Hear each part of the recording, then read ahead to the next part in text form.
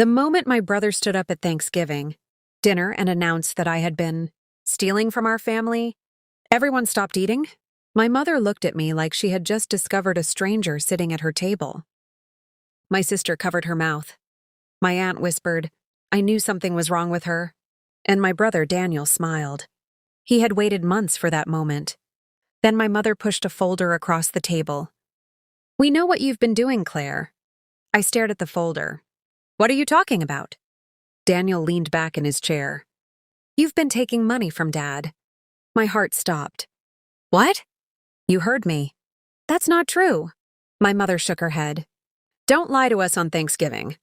I looked around the table. 20 people. My family, my cousins, my uncles, my aunt, people I had grown up with, people who had watched me take care of my father during the hardest years of his life. And now they were all staring at me as though I were a criminal. Daniel opened the folder. Bank transfers, checks, withdrawals. You took over $80,000. Someone gasped. My cousin whispered, Oh my God. I looked at my mother. Mom, please. You know why I had access to Dad's account. She wouldn't meet my eyes. Daniel stood. And that's not all. He pulled another document from the folder. You also convinced Dad to change his will. My entire body went cold. That isn't true. He looked at everyone. Dad was sick. She knew he wasn't thinking clearly. She manipulated him. My mother finally looked at me. Her eyes were filled with tears. I can't believe you did this. I couldn't breathe. Then Daniel said the words that broke me. Dad would be ashamed of you. I stood so quickly my chair nearly fell backward. Don't you dare use Dad's name against me. Daniel smiled. You don't get to be angry. I looked at him. You're lying. He shook his head. No, you're finally getting what you deserve. Then the front door opened. Everyone turned. A man in a dark suit walked into the dining room. He was carrying a leather briefcase. My father's attorney, Mr. Reynolds. He looked at Daniel, then at my mother, then at me, and finally he placed the briefcase on the table. I believe, he said quietly, that before anyone makes another accusation, this family needs to hear something your father left behind. Daniel's smile disappeared. Mr. Reynolds opened the briefcase. He removed a sealed envelope. Written across the front were 4 words. For my family, read this. The room became completely silent. Mr. Reynolds looked at me. Then he looked at my brother and said, Your father knew exactly what was going to happen tonight. That was when I realized Thanksgiving wasn't going to be the day my family destroyed me. It was going to be the day my father finally told them the truth. My name is Claire Bennett, and this is how the man I thought I had lost forever protected me one last time. I grew up in a small town outside Pittsburgh, Pennsylvania. My family wasn't wealthy. We lived in a 2-story brick house on a quiet street lined with old maple trees. My father, Thomas Bennett, owned a local plumbing and heating company. It wasn't a huge business. There were 6 employees when I was growing up. But Dad was proud of it. He had started the company with one borrowed truck and a toolbox his father had given him. By the time I was 10, Bennett Heating and Plumbing was well known throughout the county. Dad believed in hard work. He believed in showing up. And he believed that if you gave someone your word, you kept it. My mother, Susan, worked as a school secretary. My older brother, Daniel, was 2 years older than me, and my younger sister, Megan, was 4 years younger. Daniel was always the confident one. He could walk into a room full of strangers and make friends in 5 minutes. Teachers loved him. Neighbors loved him. Dad especially loved him. I wasn't jealous. At least I tried not to be. I was quieter.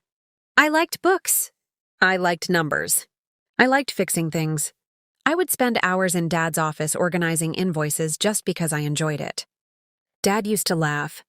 You're the only person I know who thinks paperwork is fun. I smiled.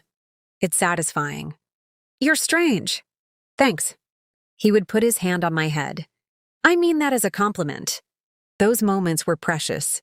Because as I got older, things changed. Daniel became interested in business. He wanted to expand Dad's company. He had big ideas. More trucks. More employees. More contracts. Dad was impressed. When Daniel graduated from college, Dad offered him a management position. I had just graduated too. I had a degree in accounting. I wanted to work for the company. Dad said, "You're too good with numbers to waste your time here." I didn't understand. I thought I could help. "You can help from outside." Daniel laughed. "Dad needs someone who understands people." I looked at him. "And I don't?" He shrugged. "You know what I mean." I didn't. But I let it go. I got a job at a financial services company. For several years, I built my own career. I got married at 27. His name was Mark. We had a son named Ethan. For a while, everything was good. Then Mark lost his job. Then he started drinking. Then our marriage fell apart. By the time I was 32, I was divorced and raising Ethan alone. My parents helped. Dad especially. He would pick Ethan up from school when I worked late. He taught him how to fish. He took him to baseball practice. He became my son's hero. And my father became mine all over again. Then Dad had a stroke. He was 59. It happened without warning. One moment he was repairing a faucet. The next he was on the floor.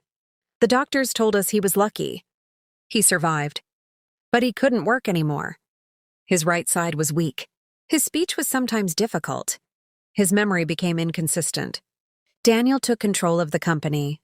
Mom managed Dad's medical appointments, and I became the person who handled his finances.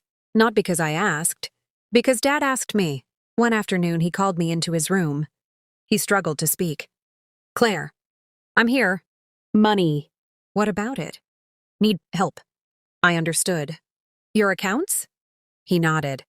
"Want me to organize everything?" He nodded again. So I did.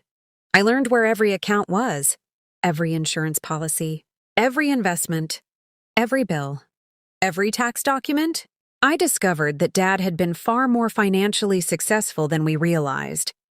He had retirement accounts, life insurance, several investments, a commercial property, and substantial savings.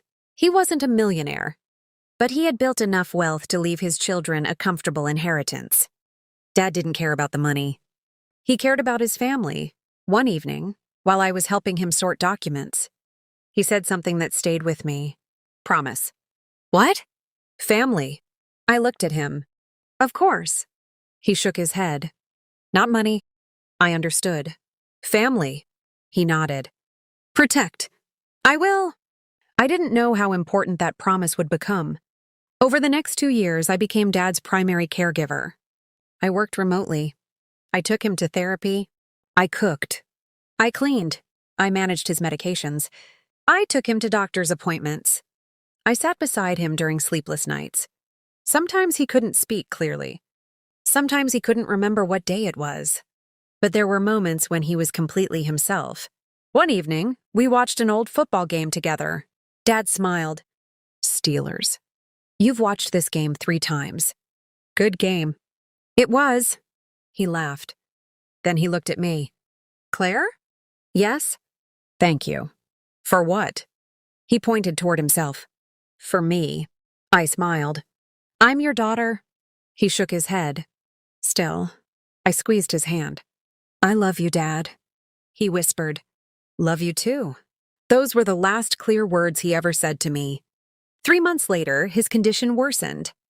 His doctor told us there was nothing more they could do. Dad wanted to stay home. So we brought him home. I turned the downstairs bedroom into a small medical room. Mom slept nearby. Daniel visited. Megan came when she could. But most of the daily care fell to me. I didn't resent it. Not once. This was my father. The man who had taught me to ride a bike. The man who had stayed up with me when I had pneumonia. The man who had held my hand when my marriage ended. Taking care of him was the least I could do. Then one afternoon, he asked to speak to me privately. He was extremely weak. I sat beside him. "Dad?" He reached under his pillow. He pulled out a small envelope. He handed it to me. "What is this?" He looked at me. "Later." "Later when?" "After." I frowned. "After what?" He couldn't answer. He just closed his eyes. I put the envelope in my desk drawer. I didn't open it. A week later, my father died. He was surrounded by family. Mom was holding his hand. Daniel stood near the window. Megan was crying. I sat beside him. And for the first time in my life, I felt completely alone. The funeral was beautiful. Hundreds of people came. Former employees, customers, neighbors, friends, people Dad had helped over the years. Everyone had a story about him. He had fixed someone's furnace for free. He had repaired a widow's plumbing without charging her. He had given an employee an advance when their child was sick. He had quietly paid a family's heating bill one winter. Dad believed kindness mattered more than money. After the funeral, the family gathered at Mom's house. Daniel took control of everything. He said he would handle the estate. I didn't argue. I was grieving. I didn't care about money. Then the problems started. Daniel told everyone that Dad's estate was complicated. He said there were debts. He said the company was struggling. He said there might not be much left. I was surprised. I had handled Dad's finances. I knew there were assets, but I didn't want to fight. So I stayed quiet. Then Thanksgiving arrived. It was the first Thanksgiving without Dad. Mom insisted everyone come. I almost didn't. But Ethan wanted to see his cousins. So I went. I brought a pumpkin pie. I arrived at 4. The house was decorated beautifully. There were 30 people. Everyone was laughing. For a few minutes, it felt normal. Then dinner began. Turkey, mashed potatoes, green beans, cranberry sauce, rolls, everything Dad loved. His chair was empty. I looked at it several times. I couldn't stop thinking about him. Then Daniel stood. He raised his glass. To Dad. Everyone raised theirs. I did too. Then he said, and to family. I smiled. Then he added, even when family disappoints you? My smile disappeared. Daniel looked directly at me. Claire. The room went silent. There's something we need to discuss. I felt my stomach tighten. What? He opened the folder. You know exactly what. I didn't. He accused me of stealing from Dad. He accused me of manipulating him. He accused me of changing his will. And suddenly the years of caregiving were being rewritten as a crime. My mother sat silently. That hurt more than anything. I looked at her. Mom? She whispered. I don't know what to believe. You know me. I thought I did. My aunt spoke. Maybe Claire should explain herself. I don't have anything to explain. Daniel slammed his hand on the table. Then explain the withdrawals. I stared at him. What withdrawals? He pushed bank statements toward me. I looked at them. There were transfers. Large ones. From Dad's account. To mine. My heart stopped. I didn't do this. You had access. Yes. You had his passwords. Yes. You managed his finances. Yes. So who else could have done it? I looked around the room. Nobody spoke. I felt completely trapped. Then Daniel said, You stole from our father while he was dying. I stood. You know that's not true. He shook his head. Sit down. No. You're not leaving until everyone hears the truth. I looked at my mother. She wouldn't look at me. Then my aunt whispered, This is disgusting. I felt tears burning my eyes. I grabbed my coat. Daniel laughed. Running away? No. I looked at him. I'm leaving because I refuse to let you humiliate me in front of everyone. Then the front door opened. Mr. Reynolds walked in. Dad's attorney. The room went silent. He looked around. I apologize for arriving unannounced. Daniel frowned. What are you doing here? Mr. Reynolds looked at me. I received a message this afternoon. From who? He paused. Your father. Everyone stared at him. Daniel laughed. Dad is dead. I know. Mr. Reynolds placed his briefcase on the table. He left instructions. He opened it. Instructions that were to be carried. Out at the first Thanksgiving, following his death, I felt a chill. Why? Because he knew your family would eventually fight over the truth. He pulled out the envelope. The same type of envelope Dad had given me. My hands began shaking. Mr. Reynolds looked at my mother. Mrs. Bennett, your husband anticipated tonight. Mom started crying. Daniel stood. This is ridiculous. Mr. Reynolds looked at him. Your father disagreed. He opened the envelope. Thomas Bennett left a final letter? Everyone became silent. Then Mr. Reynolds began reading. My family, if you're hearing this letter, I'm gone. I wish I could be sitting at this table with you. I wish I could hear everyone arguing about football. I wish I could complain about the turkey being dry, but I can't. So I'm leaving you the only thing I can still give you, the truth. My mother covered her mouth. Mr. Reynolds continued. First, I want to thank Claire. I started crying. She has spent 2 years caring for me. She has sacrificed her career opportunities, her time, her sleep, and much of her personal life. She did not do it for money. She did not do it for inheritance. She did it because she is my daughter. Daniel looked away. The lawyer continued. I know some of you believe Claire took money from me. Everyone looked at him. She did not. My mother began sobbing. The money transferred into Claire's account was not stolen. I authorized every dollar. Daniel's face turned white. Mr. Reynolds opened another document. Your father transferred money to Claire because she was paying my medical expenses, household expenses, insurance premiums, taxes, and caregiver costs. I looked at Daniel. He couldn't speak. Mr. Reynolds continued. She never asked for reimbursement. I insisted. Silence. Then came the sentence that changed everything. I know Daniel believes Claire manipulated me. Mr. Reynolds looked at my brother. But the opposite is true. Daniel stood. What does that mean? Mr. Reynolds kept reading. Daniel has been manipulating the family for years. Everyone turned toward him. Daniel shook his head. No. Mr. Reynolds removed several documents. Your father discovered that Daniel had been transferring money from the company. Daniel's face turned pale. That's a lie. Mr. Reynolds continued. Those transfers totaled $147,000. My mother looked at Daniel. Daniel? He stepped backward. I was going to put it back. Mr. Reynolds looked at him. Your father knew. Daniel's eyes filled with tears. He didn't understand the business. He understood perfectly. Then Mr. Reynolds placed another document on the table. Your father also discovered that Daniel had taken out loans, using the company as collateral. My mother whispered, Oh my God. Daniel sat down. Mr. Reynolds continued reading. I did not tell the family because I believed my son could change. Daniel began crying. Dad's letter went on. I was wrong.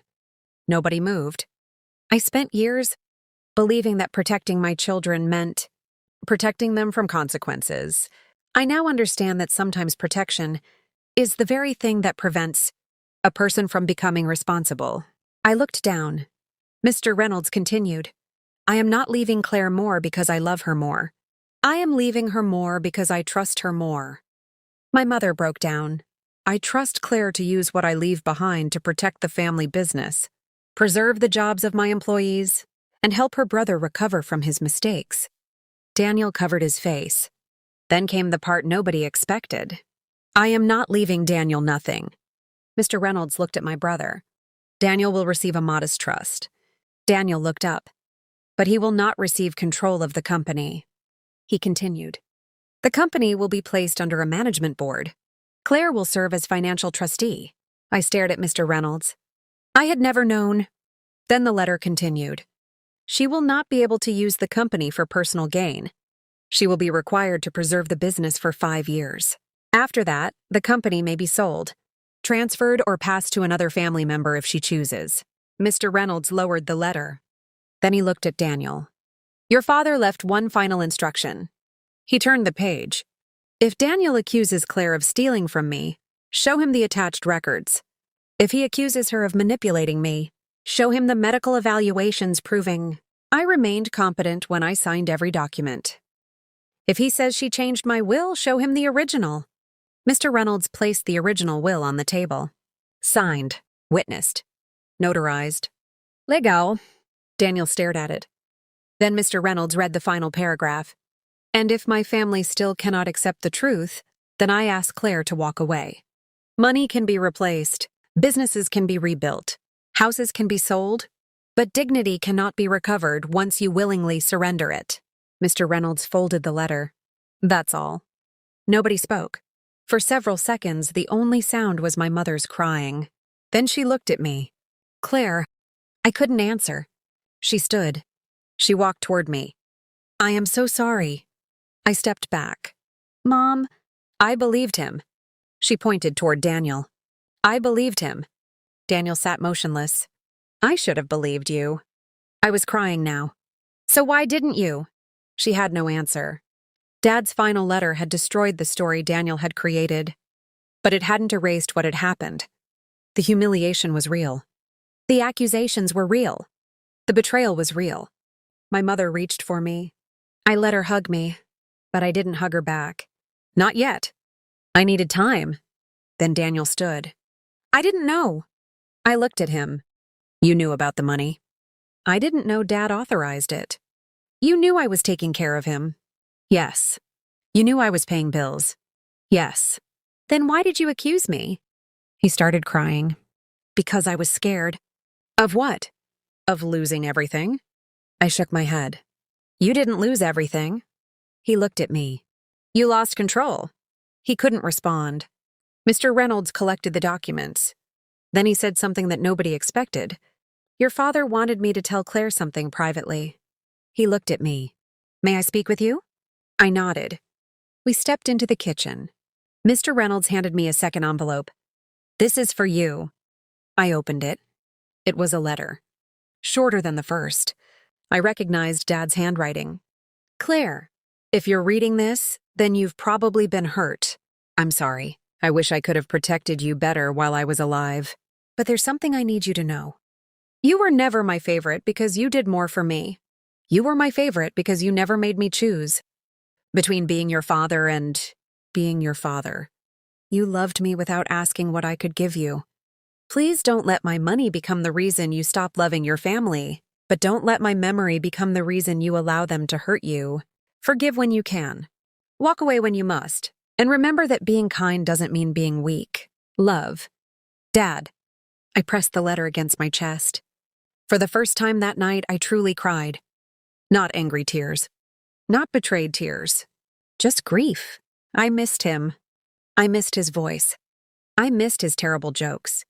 I missed him calling me kid. And I wished more than anything that he could have been sitting at that Thanksgiving table. The next morning, I resigned from my job. Not because I had to, because Dad's company needed me.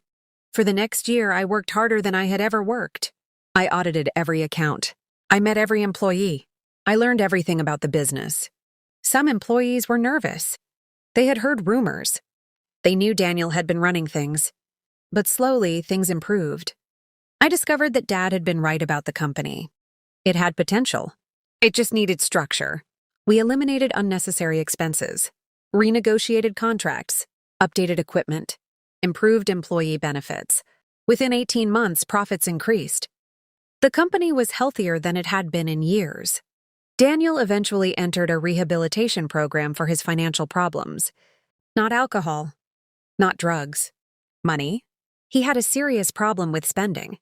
He had built his identity around appearing successful. Expensive truck, expensive clothes, big house, big vacations. But underneath it all, he was drowning. For the first time, he had to face reality. I didn't rescue him. Dad's letter had taught me not to. But I didn't abandon him either. I helped him find a financial counselor. That was all. The rest was his responsibility. My relationship with my mother took longer. She apologized often. I appreciated it. But trust takes time. There were no magical conversations. No instant healing. We had to rebuild. Slowly. Carefully. One Thanksgiving, 2 years later, we tried again. This time, there were only 8 people.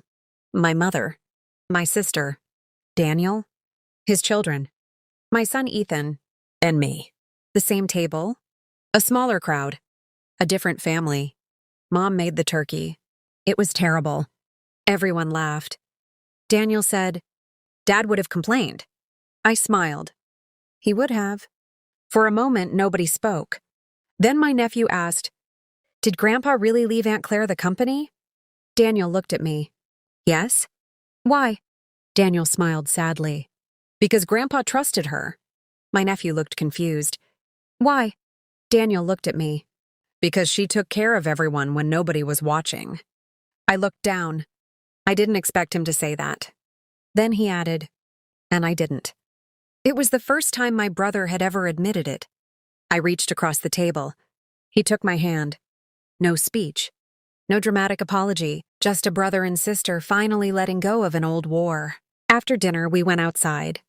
The air was cold. The stars were bright. Daniel stood beside me. You know what Dad's last letter did? What? It made me realize something. What? I spent my whole life trying to prove I deserved more. I waited. And you spent your whole life trying to prove you didn't need anything. I smiled. Maybe. He shook his head. No. He looked at me. You needed love too. My eyes filled with tears. Yes? He nodded. I should have known. I whispered. We both should have. Then we hugged. For the first time in years, I didn't feel like I was hugging my enemy. I was hugging my brother. Not the perfect brother. Not the successful brother. Not the brother my parents had always praised. Just Daniel, the flawed person underneath everything. And somehow that was enough. Years passed. Dad's company continued to grow. Eventually, I sold a portion of it to the employees. They became shareholders. That was what Dad would have wanted. The business he started with one truck became an employee-owned company with more than 60 workers. The day the sale was finalized, I went into Dad's old office. His desk was still there. His old coffee mug sat on the shelf. A photograph of our family was on the wall. I picked it up. Dad was smiling. I was standing beside him. Daniel was on the other side. Mom stood behind us. For years, I had looked at that photograph and remembered everything that was wrong. That day, I saw something else. We had been happy once. Maybe imperfectly, but genuinely. And perhaps that was worth saving. I placed Dad's final letter inside the desk drawer. Not because I needed it anymore, but because I wanted the next generation to find it someday. Maybe my son. Maybe my nephews. Maybe someone who needed to understand what Dad had learned too late. That family isn't about who gets more. It isn't about who earns more. It isn't about who is the favorite. It's about what you do when someone is vulnerable. It's about whether you protect the person who can't protect themselves. It's about whether you tell the truth when lying would be easier. And sometimes, it's about whether you can forgive without forgetting. Years after that Thanksgiving, I stood in the same kitchen where my family had once accused me. The table had been replaced. The walls had been painted. The room looked different. But I remembered everything. The folder. The accusations. The whispers. My mother's tears. Daniel's anger. The lawyer's briefcase. And Dad's final letter. I realized something that day. My family thought they were humiliating me. They thought they were exposing me. They thought they were taking away my dignity. But Dad had already known. He had prepared for that exact moment. And his final letter didn't just clear my name. It gave me something far more important. It gave me permission to stop carrying my family's guilt. For years, I had believed that being the responsible daughter meant I had to keep everyone happy. I thought saying no made me selfish. I thought setting boundaries meant I didn't love my family. Dad's letter taught me otherwise. You can love someone and still tell them they're wrong. You can forgive someone and still refuse to trust them immediately. You can help someone without saving them, and you can walk away from people without wishing them harm. The Thanksgiving humiliation I thought would destroy me became the moment my family finally saw me. Not as the quiet daughter. Not as the responsible one. Not as the person who would always clean up everyone's mess. But as Claire. A woman who had spent years loving her father. A woman who had sacrificed without asking for recognition. A woman who finally understood that her worth didn't come from how much she could give. It came from who she was. My father died believing I would protect his family.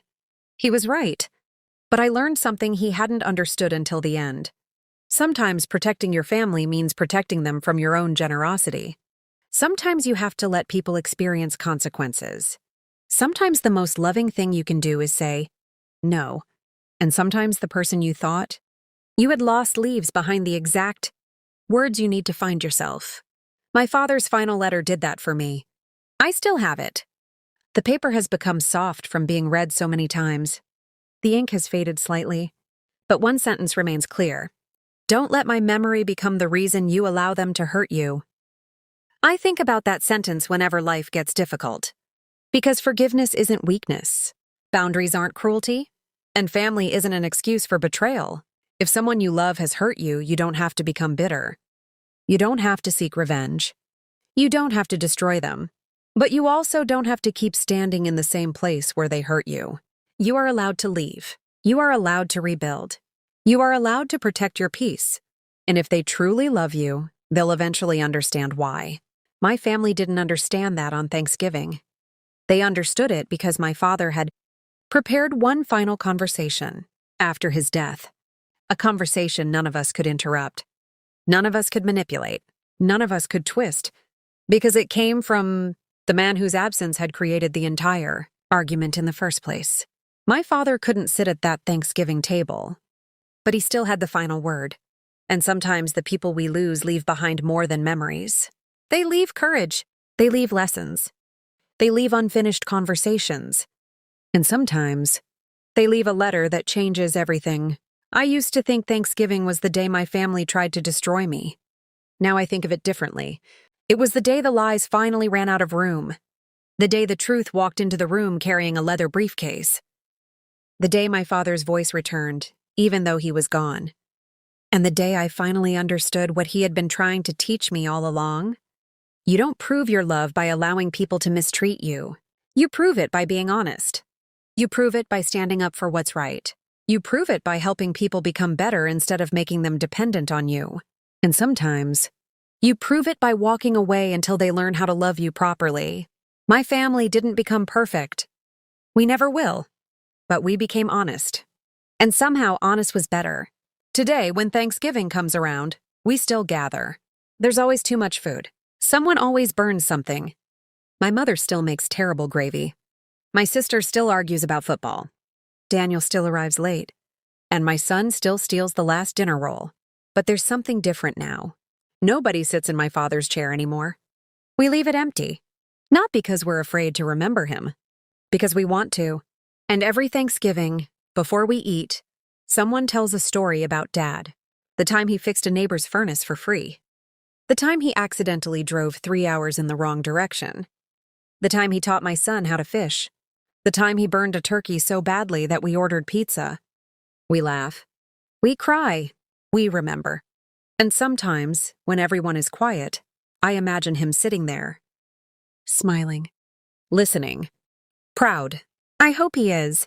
Because the family he left behind isn't the family he started with. It's better. Not because we have more money. Not because the business became successful. Not because the inheritance made us wealthy. It's better because we finally learned what he wanted us to understand. That people matter more than possessions.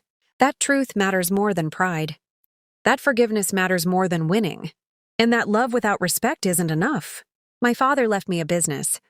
He left me financial security. He left me a house. He left me a future. But those things weren't his greatest gifts. His greatest gift was the final letter. Because that letter didn't just defend me. It freed me. It freed me from the guilt of saying no. It freed me from the need to prove myself. It freed me from the belief that being a good daughter meant sacrificing everything. And most importantly, it taught me that I could love my family without losing myself. So if you're listening to my story and you've ever been the person your family expected to sacrifice because you were the responsible one, remember this. You are allowed to have boundaries. You are allowed to say no. You are allowed to protect what you've built. You are allowed to walk away from accusations that aren't true. And you are allowed to grieve the family you wished you had while still appreciating the people who are willing to become better. Sometimes the hardest part of healing isn't forgiving someone else. It's forgiving yourself for believing you had to tolerate everything just to be loved. I learned that on Thanksgiving. Not because my family apologized. Not because the lawyer exposed the truth. Not even because my father's letter cleared my name. I learned it because, for the first time, I looked around that table and realized something. I didn't need their approval anymore. I had my father's trust. I had my own conscience, and I had finally learned to trust myself. That was the inheritance nobody could take from me. Not my brother. Not my mother. Not anyone, because my father had left me something money could never buy. the courage to stand up for myself, the wisdom to know when to forgive, and the strength to walk away when forgiveness wasn't enough. And that Thanksgiving, after years of being the quiet daughter who always cleaned up everyone else's mess, I finally stopped cleaning up the lies.